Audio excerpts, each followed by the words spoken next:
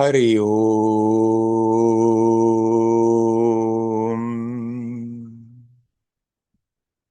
Hari Om.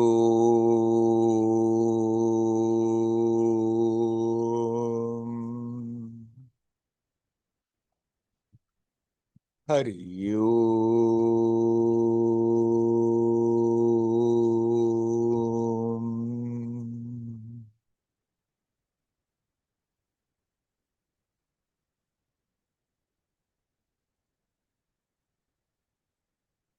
Hello, my friends.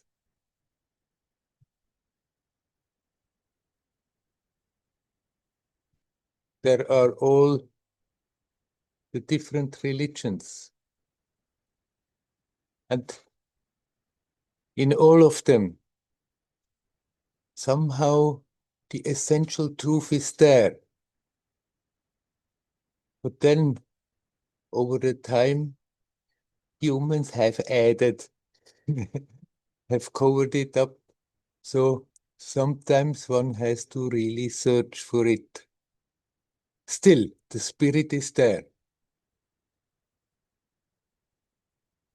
But then humans have the tendency always turning everything to their own advantage. And suddenly that becomes more important than the essence. So, but no matter what religion one feels drawn to, if that longing for truth, for God, is sincere, that is a vehicle through which God can be reached.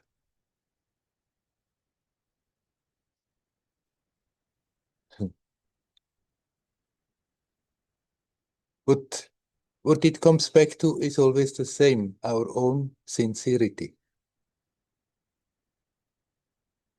Now,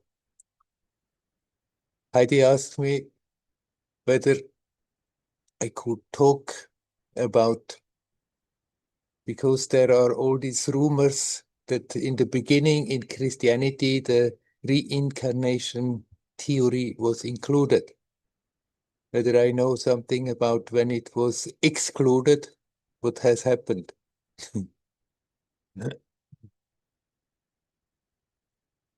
I've heard about this since I started with yoga. My first teachers talked about it. And after that, over the years, I heard something here, heard something there. But I'm not an expert about it, because I never took the trouble to really research. Somehow it didn't really matter to me much what originally was there, because already I had turned my vision more towards India. But from all I have heard, certain things came again and again. About 300 years into Christianity, there was a council. All the heads of the church came together. Scholars were included, and also the political power was included. The Caesar, the emperor at that time, he was also included. And they sat together wanting to shape the Bible, which will be the holy scripture for their church, as they liked best. Actually, there have been many different gospels, not simply the four gospels that are in the Bible. Different people have recorded events with Jesus, but then they picked out what they preferred. On top of that, they struck out what they didn't like, and they may have even changed certain things. The emperor was there because he was interested politically He wasn't even a Christian. He didn't really believe all this, but then he found this religion, as they are shaping it now, is a very good power tool. If we are propagating this religion, then people can be controlled easier. And suddenly he declared Christianity as the state's religion of the Romans, that everybody is obliged to be Christian and abandon all the old Roman gods, which were actually transferred from Greek, the old Greek gods with Roman names.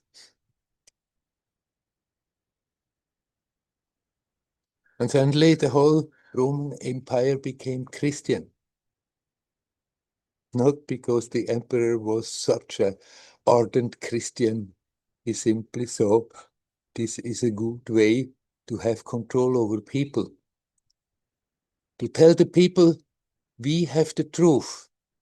To tell the people, either you believe in us, either you follow our rules, either you do what we say, and then you have a chance, you go to heaven for eternity, but if you don't, you go to hell for eternity. This, of course, was a harsh judgment, and people were afraid easily. Still, in spite of that, the spirit could not be extinguished. Jesus, no doubt, was a very great, wonderful being. But then, after that, the church also turned it in such a way that he is the Son of God, he is the only Son of God. Jesus declared, yes, when the Jewish clerical authorities were very angry with him and telling him this is sacrilege. If you say this, then you declare yourself divine. If you say you are the Son of God. And Jesus told them, but look in your scriptures. There are places where you are also declared that you are God's. Yes, I am the Son of God, and you are all my brothers and sisters. He was aware of it, and in most of the people, it's there, potentially. How much the reincarnation theory was included in the beginning, I don't know, but certainly there was something, and they took it out because it was more to their liking to tell people either or. You go to heaven or hell. Obey us, you go to heaven. Don't obey us, you go to hell. This was much easier to control people, to scare people and then control them. It's still the same. It's going on. It's working. You scare people and then you control them. There are still some hints that basically it had been there. At the time when Jesus was elevated and his disciples talked to him and asked him, well, it was said that Elias is going to come again, but he has not come. And Jesus said, yes, he has come, but people didn't recognize him. And the disciples understood that he was talking about the John the Baptist, basically telling him that he is a reappearance of Elias. But as a doctrine, definitely it was taken out. It was uncomfortable for the church that people can have the chance that even if they make mistake, they get again a new chance. They can learn, they can grow, even if they have not obeyed the clerical authority. And the church and the state power, they were very much connected. So both were interested. Nevertheless, Jesus was such a wonderful pure being that in spite of all that what the humans have been doing, his spirit still shines through. And all the people who have been worshipping him, they have been connecting with pure divinity. It depends again our own purity, how we are approaching it. Again depends our sincerity, how we go about it. Throughout the ages, the Catholic Church, even if there has been a worm in it from the beginning, but within the parameters of the Catholic Church, there have been saints, great beings, that through their Catholic teachings, they still were capable connecting with that pure divinity, connecting with what Jesus has been manifesting, and it lifted them up into an extraordinary state.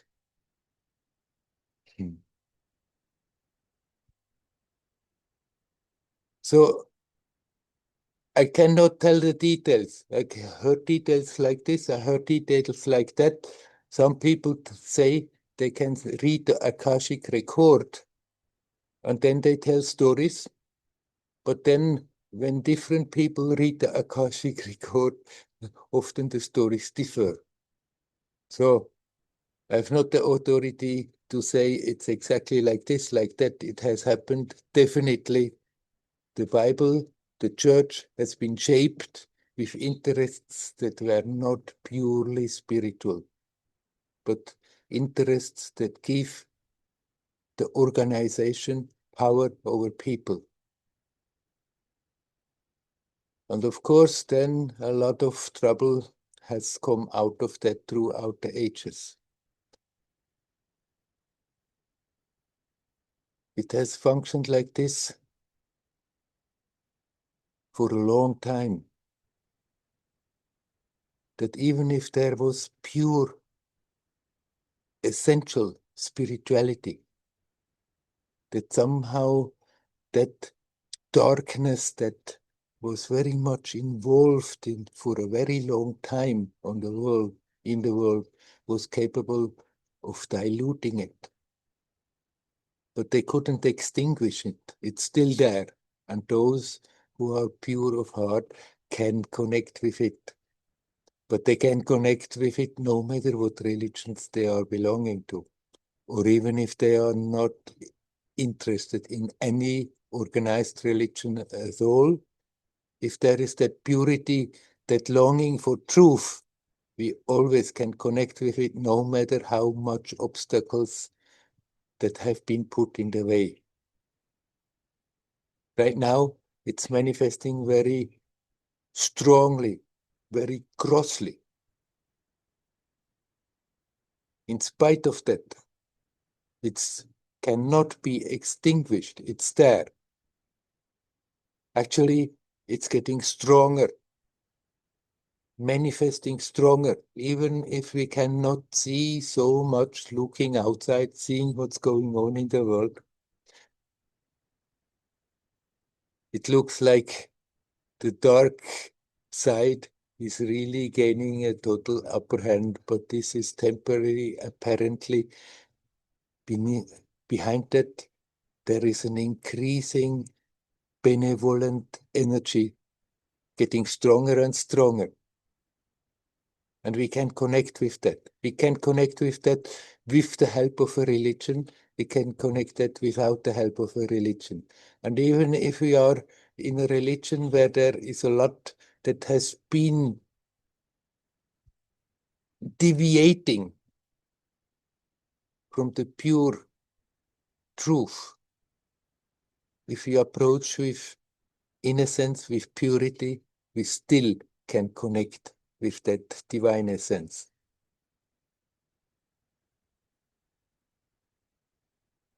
I personally was never too much interested in doing a research and verifying all the details.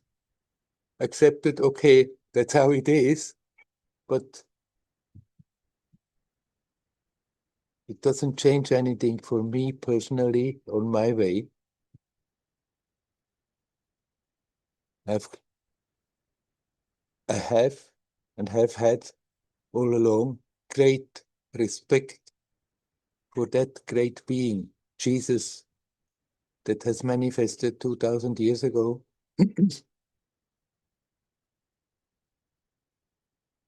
People who connect with him will get great help. He was not for me the source with which I connected totally, but he was still there as a wonderful example of a being who can manifest love in a world where there is so much hatred. And that is what counted for me, and the whole human stuff about organization has never too much interested me, so I cannot go more into details, as I have never verified it really by my own research. There have been a lot of scrolls that were found in the 30s, 40s, 50s near the Dead Sea that tell, it seems, a very, very different story that what we have been told. But then the Vatican has taken in most of it. For a long time, nothing came out at all. And now I think some little bits have come out, some little bits the Vatican couldn't get their hands on. But it seems what really happened has is quite a different story from what we are told. But so what? It doesn't matter.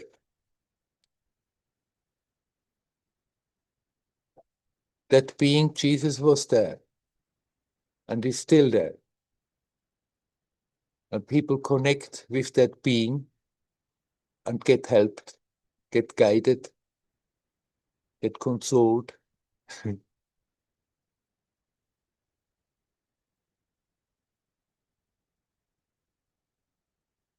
So never mind about human organizations.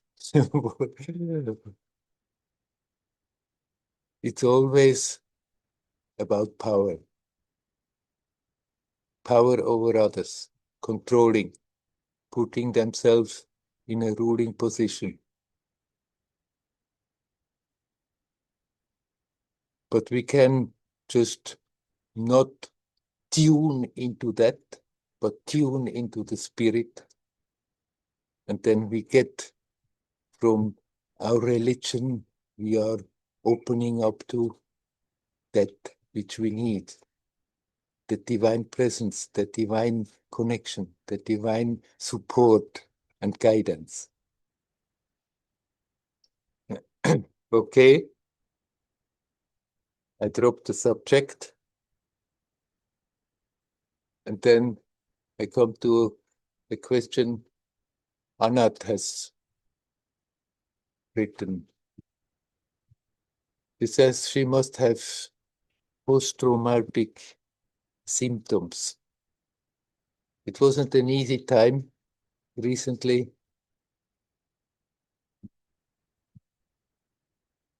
in the whole world, but also in Israel.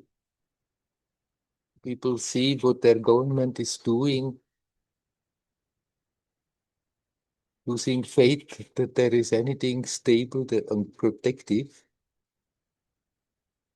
And so it's not easy in such a situation. On top of that, all the bombings are there, to and fro.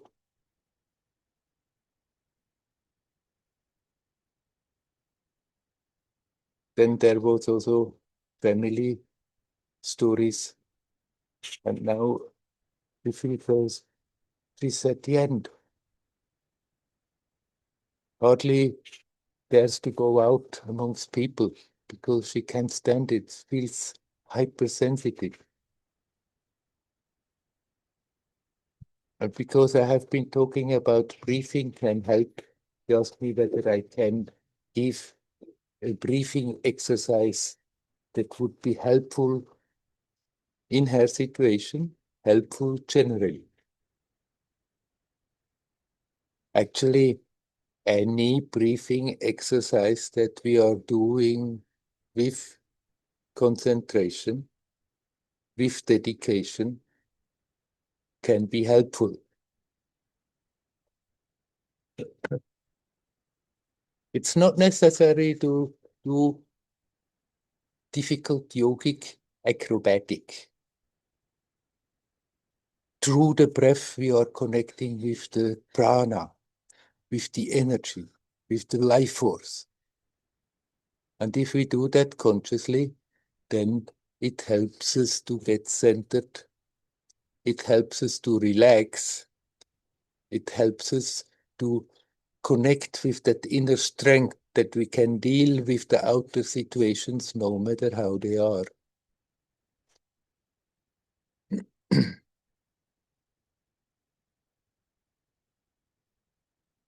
So I would recommend you, Anat, daily spend a little time, maybe once, maybe in the morning and in the evening, that you just sit and do nothing else but consciously breathe, gently, relaxedly, not stiff, not trying to achieve something. You breathe fully, feeling the belly, feeling the ribs, and feeling the upper part of the lungs. Breathe in, and then breathe out, emptying pushing the belly in, emptying the ribs, emptying the upper part. Do that for some time, as relaxed as possible. And then breathe again normal, as it comes. But then throughout the day, you need not do that full exercise, but throughout the day, every now and then, just remind yourself, just breathe consciously. Need not even control it. Just breathe consciously. If we are putting the attention to the breath, automatically the breath is getting deeper and gentler and slower, because most of the people breathe very fast and very superficial and are not aware at all of breathing. The attention is everywhere else, and then there is more a gasping for air than breathing. If you every now and then just remind yourself, just breathe consciously and relax. Breathe consciously and relax, no matter what you are doing. Also, when you have to go out, even if you don't want to go out, sometimes I guess you have to go out, then on the way, when you feel the fear coming, when you feel getting stiff and all cramped up because of the influences, just consciously breathe and relax. And then it's like those things that are scaring or that are attacking, they are passing through, and you become less and less of a target. As long as we are at war with the circumstances, then after that, we are also giving a surface where everything can hit. But the more you are capable of just relaxing, and with the help of the breath, you just breathe and relax, the more things are just passing through. I'm sure, Anat, this is a temporary phase. You will come out of it. There is a great strength in yourself. Just learn to connect with that again. And do that every morning. You have to do it twice. Every morning, every evening, sit for a moment and do that very full conscious breathing as relaxedly as you can. Feel the belly, feel the ribs, the middle part of the lungs, and feel the upper part. And then breathe out, push the belly in, empty the ribs, and let the shoulders and the upper part of the ribs just come down so that the lungs are emptied completely. You need not do that for a long time. A few minutes, as relaxed as you can. It helps to balance out the energies. It helps that when we have to constructed energetic knots, that simple but full and conscious breathing helps to undo and harmonize the energy again.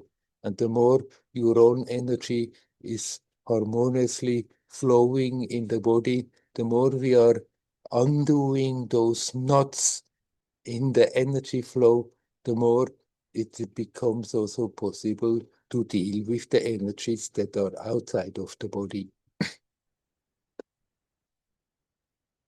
You don't have to go forcibly expose yourselves a lot in places where you don't need to go, but you can learn whatever you have to do to live a normal life in your family, a practical life. You can learn that you can confront that again without getting blown away by it, without getting overtly influenced by it.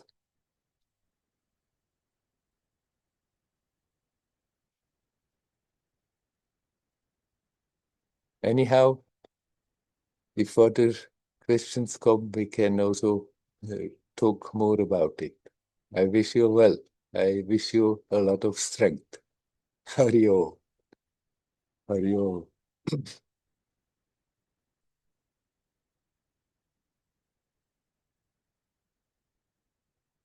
And then I'm asking, is there anyone who would like to? Ah, there is already Leela. Hello, Leela. Yeah.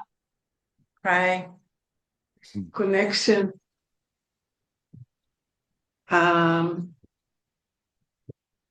Yeah, so it's about hope and the intensity of the present.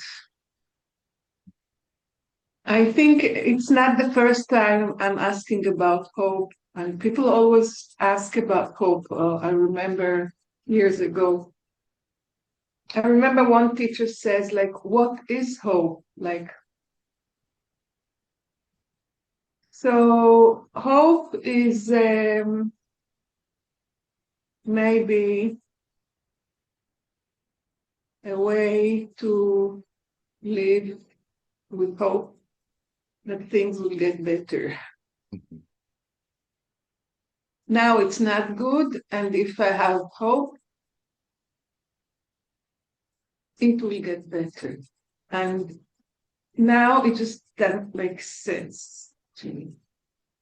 It doesn't make sense. Or what did you say? No. Ah. Yeah, it doesn't make sense. Uh-huh. The word hope also doesn't make sense. What, yeah, really, what is hope? And also, as I was trained to live in the moment fully.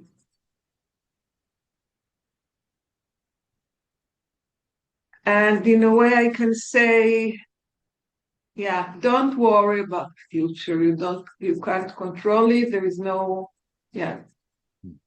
I'm not sure. There are many things to say about this sentence, so I'll leave it blank. Don't worry about the future. Now, because the present life here in Israel now is so intense,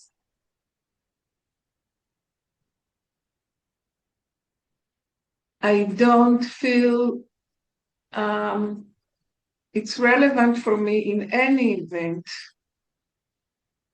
to hope. I don't even know how to do it any longer.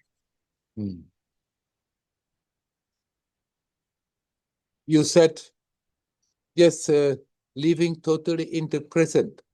It's not such an easy thing to do. The mind is coming in the way. And as soon as we are in the mind, we are in time, we are in the past, projecting in the future. But live as good as you can in the present. Here now, there is no need for hope because there is nothing wrong here now. But then as soon as we are looking at what's going on, we are in the story, and there is a past and there is a future. And then some people say, don't count on hope. Don't hope. Hope is bringing you away from being in the present. But it need not.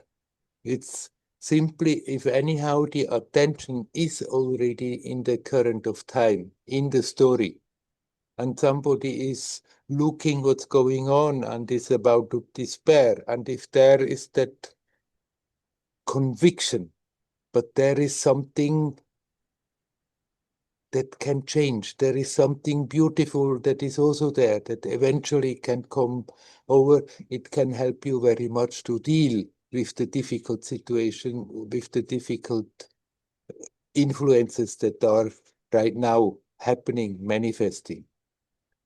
It's not hope out of desperation. Oh, the only thing I can do is hope for the future, otherwise I'm drowning. It's simply one way of opening up to the possibility, because it's not only that negativity that we can see all around that is there, but there is also something very beautiful, very powerful, that is not so easily detectable right now, is also here right now. And if we are opening up to that, and even with the help of thinking, eventually in time, this will manifest more, then this can be a great help to deal with the present moment. It can give you strength and confidence.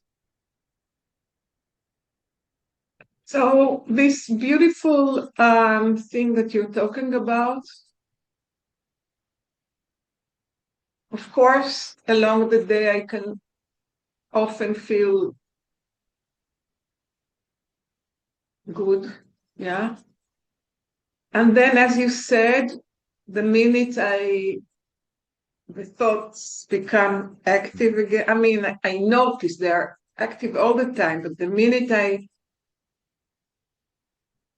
my conscious is back with the very present, like what is happening, and even when it's very hot, and then I think, oh, it's very hot, I can't go out. It doesn't have to be so the extreme. Then I lost the moment of this magic of like just to be, Right. maybe I would say. And then I go back to all the stories and being in the present moment doesn't mean to fix on what is happening right now in the story. Because as soon as we are fixing on the story, automatically we are in the past also. Projecting somewhat in the future, but there's always immediately the connection, the memory. We are in that time, we are in a process. Being present, being in the present, it's that you are actually stepping out of that. There is something that is simply there, that is prior to the story, that is prior to time and space, that is immovable. And it's like the time-space continuum is moving in front, and whatever is right in front is lit up and manifests. And then when we focus totally on that, then we can use a present moment, we can use a sensation to bring the attention to the present, but then we can step behind that also, relax in that, and then come to that issue which is immovable. And that really means to be in the present, in that timelessness of the now. And there we can look at what is happening, but if we are not losing that touch, then we can look at it in a detached way, that we are not sucked in the story. As soon as we are sucked emotionally in the story and losing that awareness of that immovable aspect, then we are also in the past. We're losing the present. We are projecting in the future with fear or then with hope, projecting.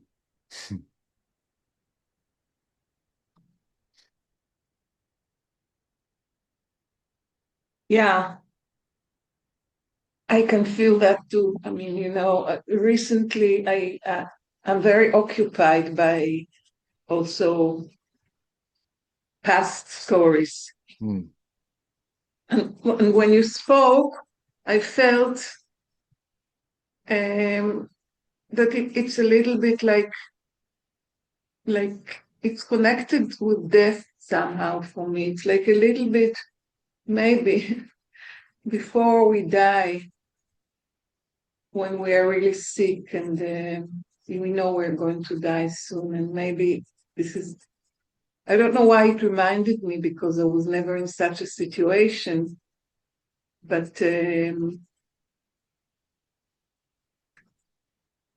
don't know, just like thought maybe before we die, when we know we're going to die soon, this is how we feel. I don't know how I can. When you describe it, I believe you, and I believe that you know what you're talking about, and that it happens to you, and that you are in such states. That it sounds to me so unreachable. Yes, it looks, when we look how the mind is functioning, and then we hear all this, sometimes there seems to be such a gap, so difficult to cross. But then you mentioned that people sometimes, when they are near death, they are aware they are soon dying. Suddenly it's easier for them. Why? Because then all those things that we are taking so important suddenly seem not more so important. Then it's easier to detach from them because the thought is there anyhow, I'm going to die and everything disappears. And we don't have to wait until we feel right now I'm at the door of death. We can do that here now. It's not something that is far away. It's that most familiar feeling of being alive, that sense of presence that everybody knows so well and yet overlooks all the time. And yet, what? Overlooks all the time. And yet, when we point a finger to it, yes, of course, I know I'm alive. I know. Not by any intellectual acrobatic, but simply by being. Yeah, It's not something that is strange, that is far away. It's available all the time. We yeah, yeah. just have to have that courage of, no matter what is happening, that we learn to connect with that.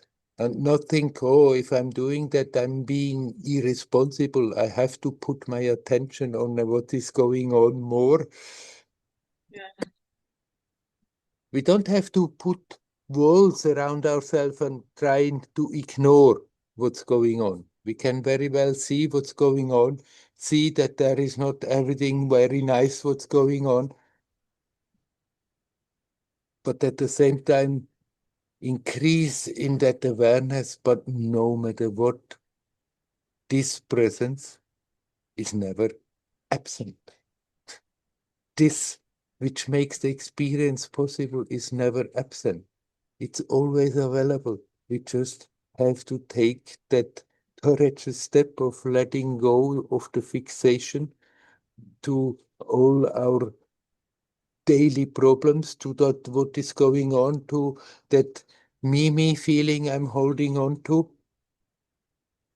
to come back to that simple, immediate presence of being,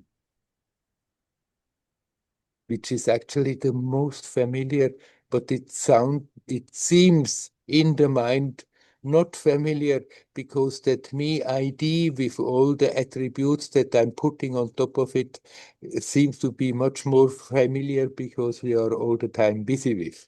I know, I understand very well what you're talking about. I think that when I talk about intensity, if I can put it in like, I'm not sure, but if I can put it in negative and positive, Mhm. but it's not what I want, negative and positive, because it's like more um, like moving, changing.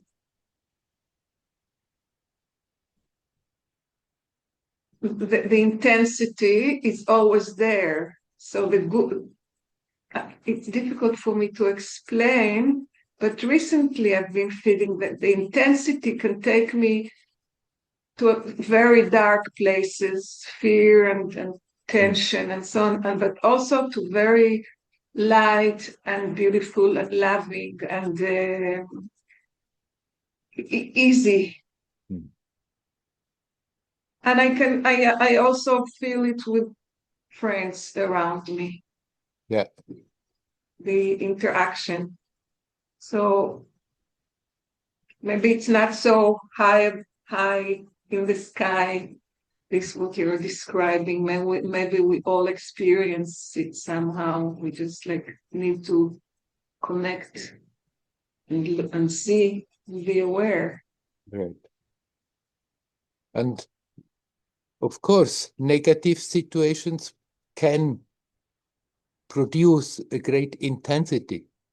Positive situations can produce a great intensity.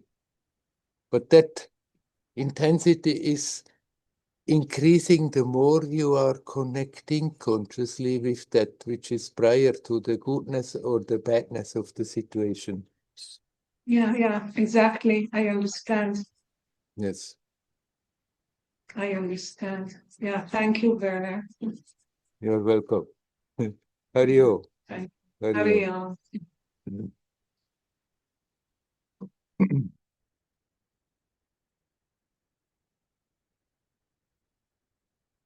Is there somebody else who would like to come in? Welcome to do so.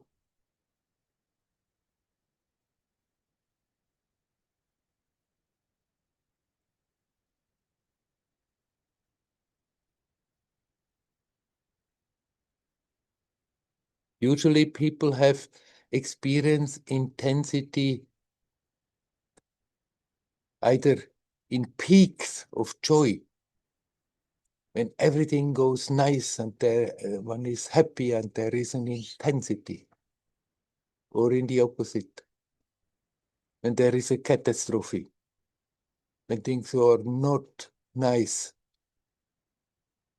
but they produce a situation that we are not capable of just escaping somehow into a daze. They wake people up and there is an intensity. That intensity is there all the time. We're just not aware of it. Because, right, people function usually like this. There is a peak of intensity, and then one comes down, and then one is just sort of kind of vegetating, kind of surviving till the next peak of intensity. And what is happening in a peak of intensity, in a peak of joy? Everything goes the way we want it, and there is a great happiness in it. There somehow the personality disappears for a moment, for some time. At least the good part of it, the worrying part. When things are going totally fine and there is an ecstasy in the situation, then one is not busy bothering about what has happened yesterday. One is not busy bothering about, oh, this is not right and should be different, then there is just that immediate experience of being alive. And in that intensity, there is a joyousness. Or there is the opposite that creates intensity, when there is fear, when there is destruction going on, when the situation demands that one takes measures, there is an intensity. Also because one is then not busy about past and future, but is really in the present somehow, not in a positive way, with fear, often with terror, but still there it connects with that source. We just are not then in that situation capable of letting go, of relaxing, and are not aware that there is a joyousness in that intensity. But it's still there. The attention is simply not opening up to it. And we don't have to wait for the circumstances to help us to create that intensity. We don't have to struggle for long periods that we can have a peak of joyousness, a peak of happiness. We don't have to wait for destiny to hit us on the head to have that intensity. Every time we consciously turn the attention back to that sense of present, there is an intensity of experience. It may be very short-lived, and there we go again out of habit, following the mind, turning round and round. But if we are catching ourselves, oh, there, I'm going again, and just turn the attention 180 degrees around, come back to that which makes the experience possible, then there is intensity. We don't have to wait for the circumstances that somehow intensity is going to happen. That bubbling intensity is there. We just have to look in the right direction and come home, connect with that.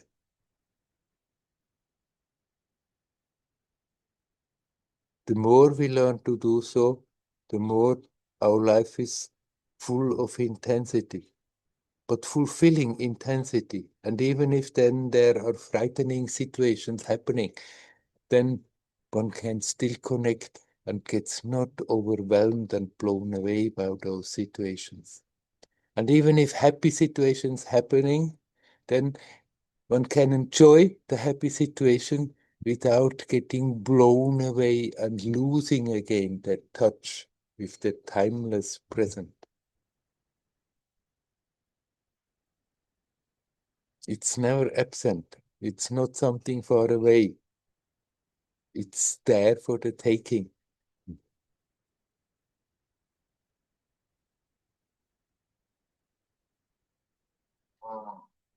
I'm asking again, you, my friends, is there anyone who would like to come in? Welcome to do so.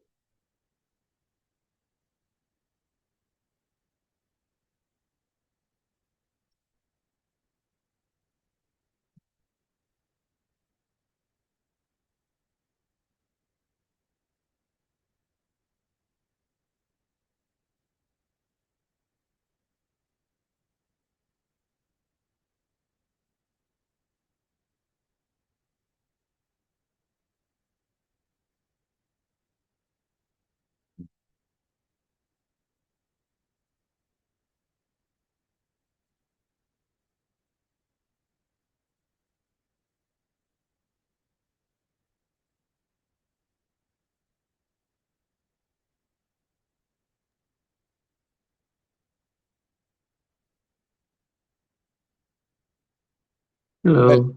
hello, Andreas. How does the intensity relate to the tranquility that you experience during meditation? In the tranquility, when the mind is getting quiet, it's easier to really connect with that, which is prior to everything. When we are very agitated, then it's very difficult. It's like when the surface of a lake is very agitated, you cannot see deep into the water. But if it's still and the water is clean, you can see very far down. Like that, when the mind is getting quiet, it's easier to let go. When the tranquility is there in the meditation, then we don't need to do anything, just relax, just let go, and the attention sinks deeper. And in that there is an intensity, not necessarily a jumping ecstasy intensity, but simply an intensity of being aware, of being conscious, of being aware of being alive, being aware that there is a source, a magnificent source we can tune into, we can tap into. And all the beauty and creativity comes out of that. In the peacefulness of the meditation, it is easier to open up to that than if we are just very in an agitated place, both outside and mentally.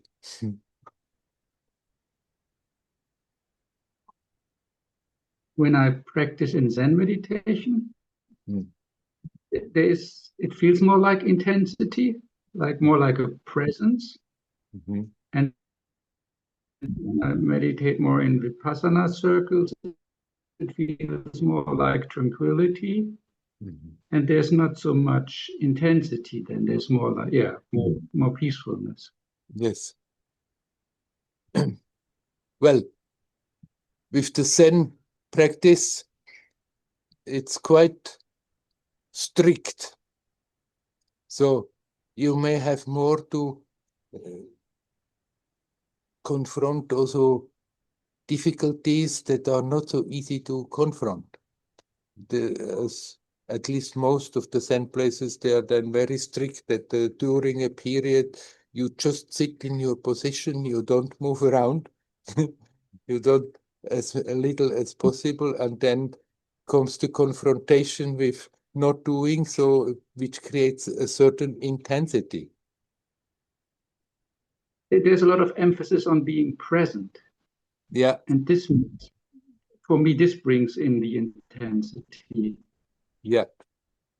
Whereas when I do in Vipassana circles, maybe I have misunderstood it, but I'm always very much focused on the object of meditation. And so, and this doesn't necessarily bring, maybe I'm not doing it very well, but it doesn't bring so much presence, so much intensity. Right, but then it's the way how you have differently approached Zen meditation and Vipassana meditation. Because basically the Vipassana meditation doesn't mean that we should get absorbed in the object of meditation, but use that object of meditation to come to that presence. Yeah. I guess this is my misunderstanding. Yeah. And then you took it a bit lighter, easier in the Vipassana way than in the Zen way. But it's not that they are basically essentially different and one is producing this and one is producing that. Yeah. I mean, if it works well in Vipassana, when I'm very present with the object and the presence is arriving to. Yeah, and then maybe if I'm relaxing more, because then being focused on the object, like you said, always brings a little bit of tension. Yes.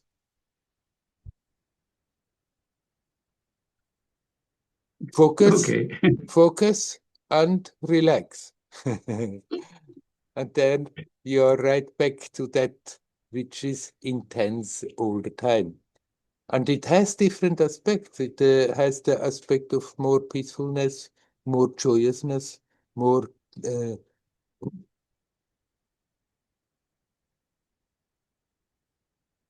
there can be more of an ecstatic kind of an intensity, or more of an intensity of just being without being too ecstatic about it. And still there is that intensity. The experience of that intensity can be colored in different ways, but the common essence is that you are actually touching there deeper into your own resources. A lot of times it feels like a light is going up in my upper head when I'm meditating for a while. That like my mind is opening, and it becomes, yeah, it's kind of, yeah, like a light is going on. Yeah. That's very nice, and that is very helpful and inspiring. Simply don't get stuck with enjoying that light, but use that special experience to just sink into your own resource. Let go in it, dive into it, relax in it. Into the light or into the just presence being? You can just simply relax in the light. You can relax in the breath. You can relax in being, and it comes together. Yeah, okay. Okay. I'm still having troubles relaxing my legs when I sit cross-legged. Yeah. Sometimes it works better, sometimes it just feels like the muscles are tight because I'm not flexible enough. I can relax them to a certain degree, Yeah. but then it's just like because they're not flexible enough. This was always like this. It's not that this is new, huh? Yeah, it was always like that. And since you recommended relaxing them, it got better and I Yeah. focus more. And I realize sometimes, especially when I'm drifting away somehow in my mind, that I lose I'm getting uptight. So I use it as a hallmark how present I am, like when Yeah. I'm, A call for attention. Right. But if I focus on it and try to relax it, sometimes it works to a certain degree, Yeah. but it remains. Well, I think it's a good exercise because of that. Continue doing so, sitting crossed legs, but then don't torture yourself. When it's starting to be a bit uncomfortable, don't give up immediately, but stay in spite of that and learn to relax in that as good as you can. But if it's getting too much, then don't torture yourself and push it on and on. It's just in itself a good exercise of learning to be present in a situation where you are confronting also some difficulties. Okay. Yeah, no, I'm not torturing myself much anymore. No, huh? You shouldn't. At least, Okay. okay. I wish you Thank well. you. Hari Om. Adios.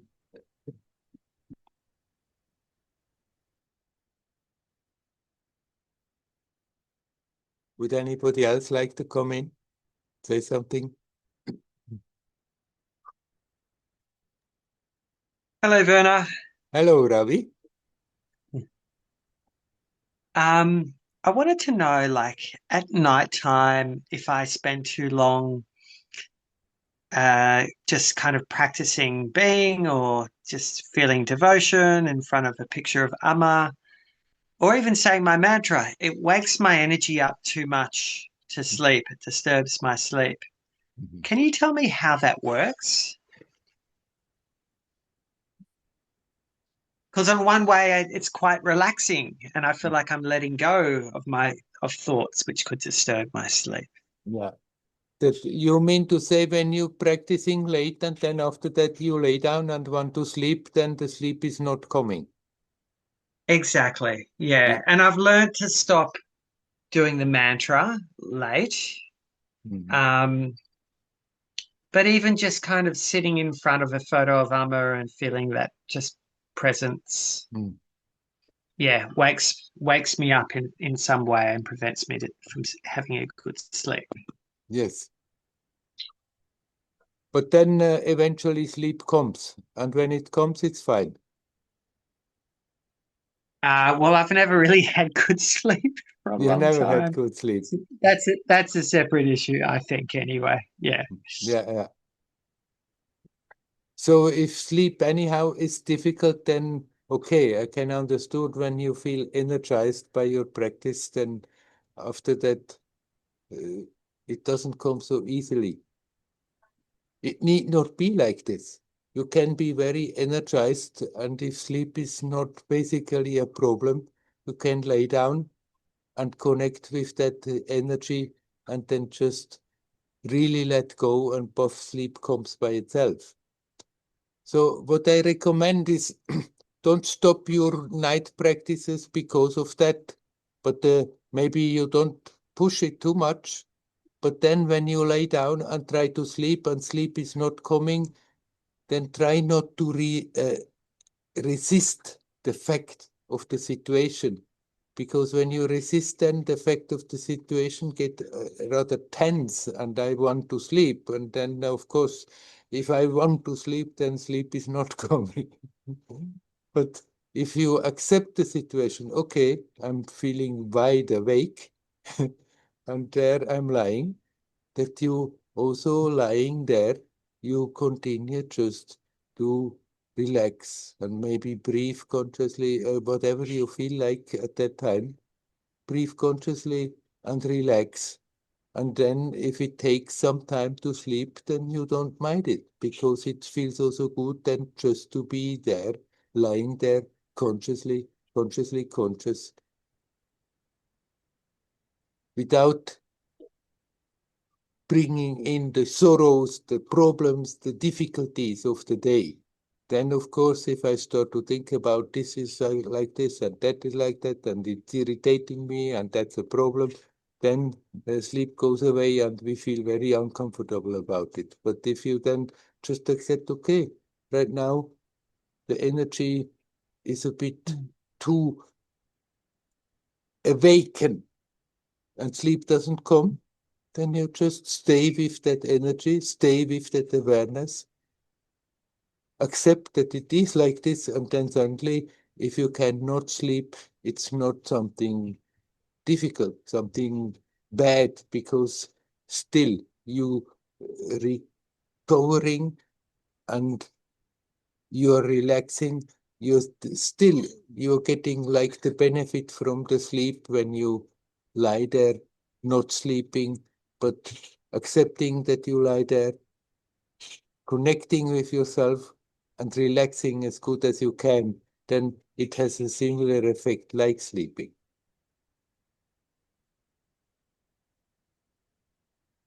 Yeah. When you say connecting as good as you can, Yeah.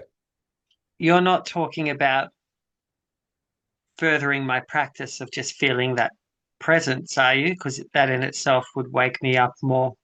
Mm.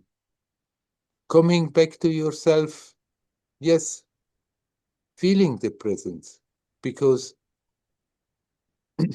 when you are there lying and not sleeping, if you don't do that, then you slip into your mind. And then in the mind comes all the stories, and they also wake you up, and they irritate you, and they prevent you from sleeping. But if you stay with that sense of presence, lying there totally relaxed as good as you can, then you are inviting. It's the same direction when we go to sleep. That's what people do when they want to go to sleep. They prepare their bed that they are feeling comfortable, and then they lay down, and then it's like, finally can let go of the burdens of the day and just let go and relax. And then somehow at a certain moment, sleep takes over. Nobody decides, okay, now I'm sleeping, and then they sleep.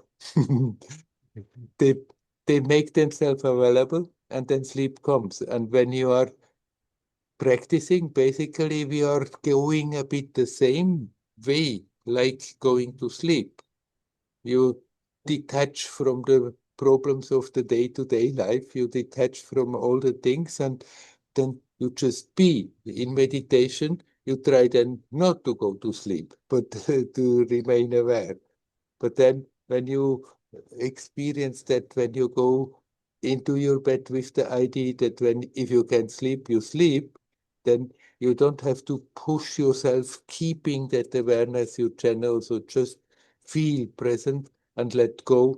Withdraw your attention from all that is pulling you away from that sense of being present. And then sooner or later, sometime, sleep comes and takes over. But if it takes some time, if you accept it, if you do like this, then you don't feel, oh, it's terrible that I didn't sleep.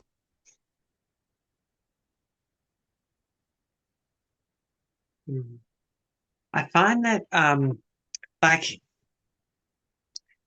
getting to sleep usually, for the most part, unless I go to bed too late, or I might practice, I'm too stimulated, which includes doing a practice, feeling devotion before I go to bed.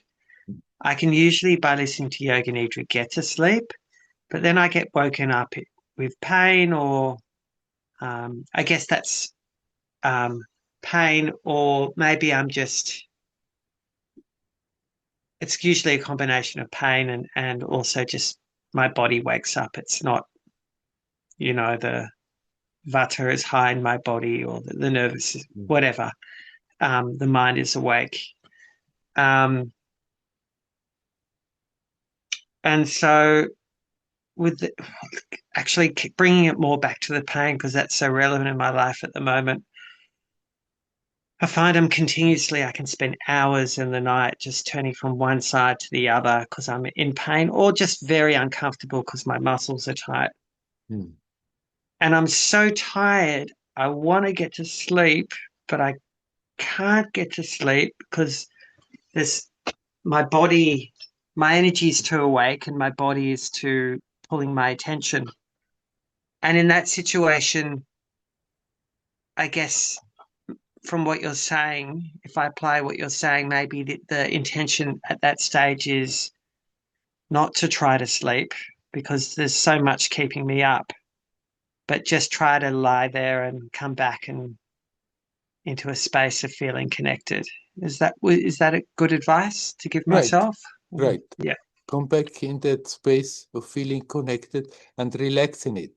And then, even if it takes some time until sleep comes, then you don't feel averse to that time. You can learn to feel very good in that space of not being immediately able to sleep, but then just being able to connect with that presence and relax.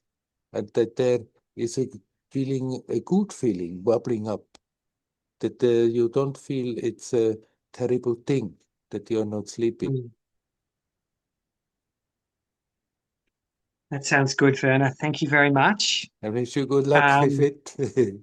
Thank you. Thank you.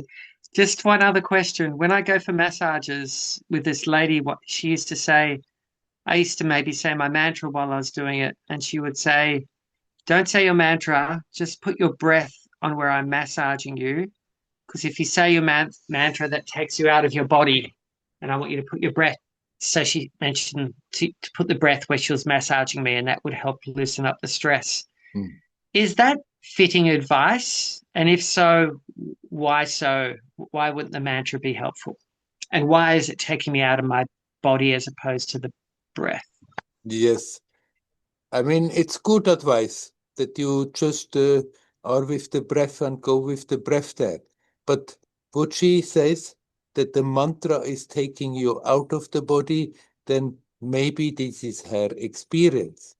but it need not be like this. If you feel comfortable, then you do the mantra and direct your attention to that place where some work is needed, then I'm sure that is also helpful and is doing a good thing. That is the thing. People, they are practicing something, and then they are always tempted to say that the other things, they are not doing the job, only what they are doing. But then you can, with the same spirit that she means, that you put the breath, you are aware of the breath and put your attention through the breath there, then she's not aware that you can actually do the very same thing, repeating a mantra. You're not more escaping your body with your mantra than when you are breathing consciously.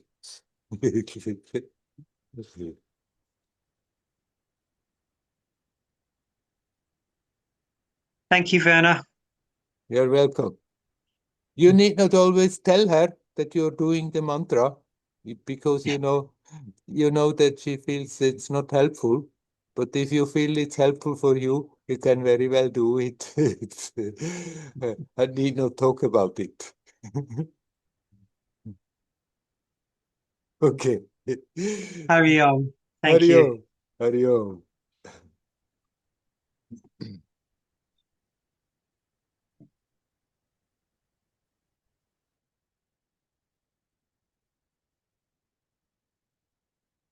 Is there anybody else who would like to talk?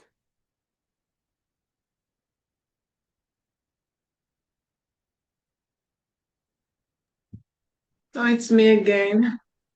Hello, Leela again. Yeah. So it's about the suffering of other people. Mhm. Again, not in the everyday life, but yeah, like groups, let's say people in Gaza, Yeah.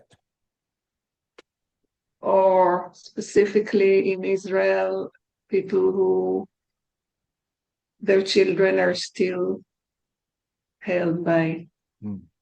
Hamas in Gaza, dead or alive.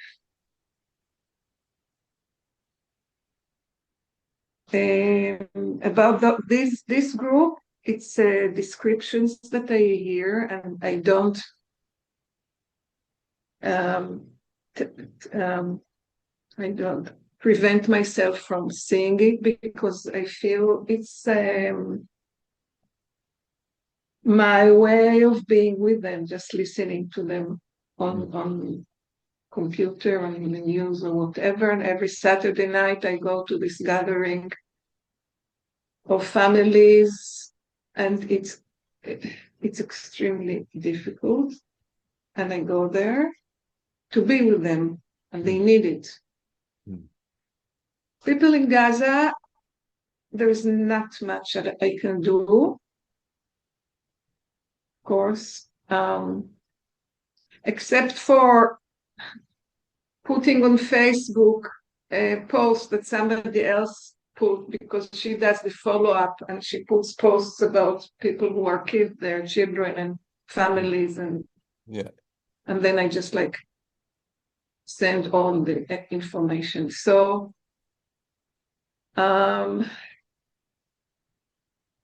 very nice what we spoke about before, but then I recalled this yeah, this huge amount of suffering around Right. me, around us, of people who I don't even know, most of them. Yes. And this takes me to an unknown space. Mm. Unknown space. There's like, I'm very helpless there, of course. Actually, you're not. Okay. If you think, then, I should be able to do something about it, and then you feel helpless. If you think I as a person should be able to do more about it, then most of the time we feel frustrated and helpless because we can't do anything. You can look around the world, there is so much suffering going on, and you can't physically be there and do something about it, and still the feeling may come, I would like to do something. And then there we are lost in that space. But being aware of the suffering, and then in spite of that, still not getting lost, but still connect. Keep that connection with the essential. There, actually, you're doing a great thing for the situation. You're doing a great thing for the people because you connect consciously with those people and their suffering, but then at the same time, you stay rooted and connected with the essence, then something very beautiful overflows through you into that situation. And often this is all we can do, but this is a lot. It's not nothing. Yeah. Even if you are not physically capable of improving a situation, but just seeing the suffering and at the same time remain centered in that, then something very beautiful is being given through you, through to those people in that situation. Yeah, I really hope so. Yeah. I'm a bit shy to say, or ashamed maybe, that I feel I am somehow a better person. I was better before, but yeah, you know what I mean. Mm. I think it's, in a way, it feels like, even though it is so terrible, Mm. it's a gift for many, I think for many people, at least for me, to go through all that we're going through. Mm. And somehow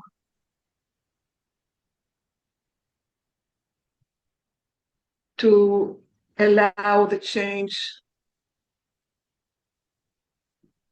to happen. I'm sure my heart is changing. I'm sure. I don't know how to describe it, but yeah, generosity, for instance. Mm. Like somebody says to me, you bought this or you didn't buy, and whatever. I said, well, yeah, it's only money. I mean, you buy organic fruit, it's so expensive. I say, yeah, I can afford it, and it's important for me. And life is short, and I want to buy organic fruit. I never thought like that before. Or give away stuff, or I don't know, whatever. Mm. And give compliments. Yeah, Look at the person with loving eyes and give compliments to people. yeah. And yet, it's not about me. Mm. I'm just saying, Right. it's not about me. But then it's still, where you said that, and then you feel in a space where you somehow feel lost. When you see that suffering, and that brings you in a space where you are lost, because you still hang on then to that idea that me as a person, I should do something about it. I separate from that situation. I should do something about it to improve it. And if we are uh, walking into situations and it's clear, yes, here it's perfect, it's to give a helping hand, then by all means, give a helping hand. But then when it's clear, it's somehow not on your program that you physically involve yourself in that situation, then still comes that idea, but me, I should give something, I should do something, that the me, I should change the situation. And then it's better that we learn to surrender to the fact, okay, this is not on the program that I'm doing, there's something as a person, and then you still connect with the situation and you connect with the essence, and then actually you are doing much more often than if you would do externally something about it.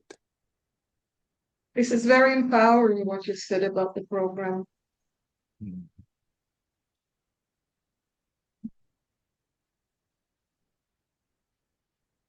Yeah, it gives an answer. Shall we leave it at that? Yeah. Thank you. Yeah, okay. Hari Om, Hari Om. Hari. Hmm.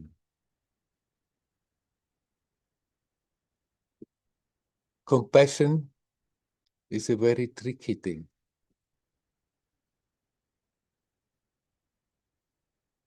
We may feel that people are suffering, and then it may get very overwhelmed by that feeling and by that urge. We have to do something about it, which is basically a pure reaction. But still, it's the me who's taking me, myself, too important in the situation, thinking that me, I have to go, I have to change something, and if I don't do, then something is wrong and I'm feeling not good. Who is not feeling good? The me who has not the satisfaction that I can feel good about myself having done something. The real compassion is not that. The real compassion is that capacity to this of empathy, of being aware of people in pain. And in that awareness, still connect with the source, that which makes the life possible, that which makes the experience possible. And then there is something very beautiful that is happening for those who are suffering. They may not be aware of, or they may be aware of. They may feel that they are getting some support, but often they may not feel.